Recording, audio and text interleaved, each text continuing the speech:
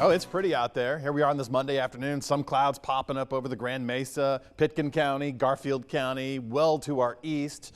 Directly above, we have mostly to totally clear skies. It's enjoyable, but it's a bit on the warm side out there. We don't have heat warnings or advisories in place. We don't even have flooding issues, though there is a bit of a flood watch down towards Raton Pass.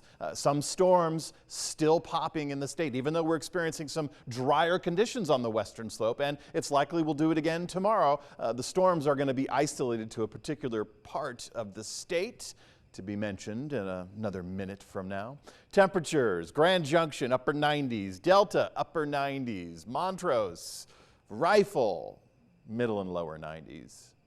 Now, these are not the official high temperatures for the day, but Grand Junction's supposed to be 93. We're not setting records. We are going a couple degrees warmer than we need to be for this time of the year. Montrose should be at 88 this time of the year. Again, we're not setting records, but you can expect 1, possibly 2 to 3 degrees added to the forecast temperatures tomorrow. So if you're outside today and you could just barely handle it, and you have to do it again tomorrow, maybe take some precautions, maybe take some extra breaks, maybe seek out some shade, or even avoid the heat of the day, which would be, well, that sun directly above at noon is kind of hard to work under, but the afternoon hours when we hit these temperatures, that could be avoided. Plus, you need to hydrate and rehydrate. A little bit of a breeze this morning, and currently 5 to 15 miles per hour. That feels pretty good. Felt pretty good also. It helped stave off some of that heat, but after a while, you really need to just slow it down out there. Top wind gusts of the day so far. We won't have any storm-associated gusts, but top wind gusts right around the 15 and the 20, 25 mile per hour zone.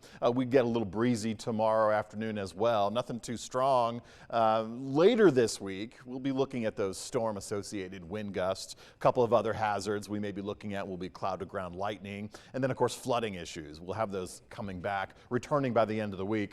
High-pressure system, the closer it is to Colorado, which is where we are now, the more influence it has on our temperatures, and that's exactly what we have today. Of course, it could be a lot hotter on the western periphery of this high-pressure system, as is the case in Southern California, also in the Pacific Northwest. So the Pac Northwest is back at it again with hotter than average temperatures. Now, this high-pressure system will start to move, but not all that impressively. Storms today are going to be isolated to the eastern and southern portion of the state. The Divide region, yeah, that's a good lifting mechanism. Mountains, always a great opportunity to get storms going. We still have all this moisture trapped in the atmosphere, though I will say we do have drying air mass directly above us, and of course the western slope getting a little bit drier yesterday, today, and tomorrow. So that's going to suppress the storm activity for us, but not entirely for the state. We'll still be looking to the southern edge and the eastern points for more storms. High pressure system slowly moving a little bit to the north and a little bit to the east.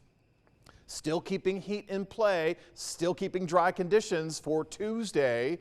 And for storms on Tuesday, we'll start to see that flow coming in from the east and the southeast in some instances, but again, most of the state should catch a break on Tuesday. We will still look to the San Juans, of course the land of enchantment further to the south. They'll get some active thunderstorms, but we have this storm lull. We're going to continue that at least to the midweek period, but after Wednesday, and by the way, tonight, mostly clear skies. This may be your last opportunity to get out and look up, because we have the Perseids, which will peak next week, but we'll have a bright moon, and the next couple of nights we're going to have clouds filtering in, because we'll start to get more storms. We'll get that high pressure system going further to the east by the Wednesday, by the Thursday, and by the Friday. The further east it goes, the better opportunity we get for storms, better opportunity we get for rain showers. And that's exactly what we anticipate. So even though the forecast calls for partly cloudy and mostly cloudy skies, notice the temperature trending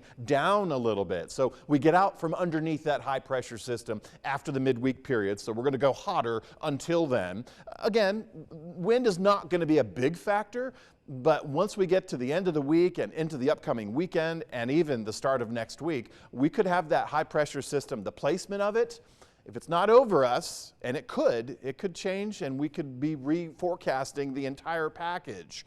But I think we're going to see some showers and thunderstorms by the end of the week. Certainly for the San Juans, almost every day, daily occurrence. And then areas like Montrose, areas like Gunnison, areas like Ridgeway, Natarita, Nucla, Norwood. Further to the south, the better those storm opportunities will be from the midweek all the way to the upcoming weekend.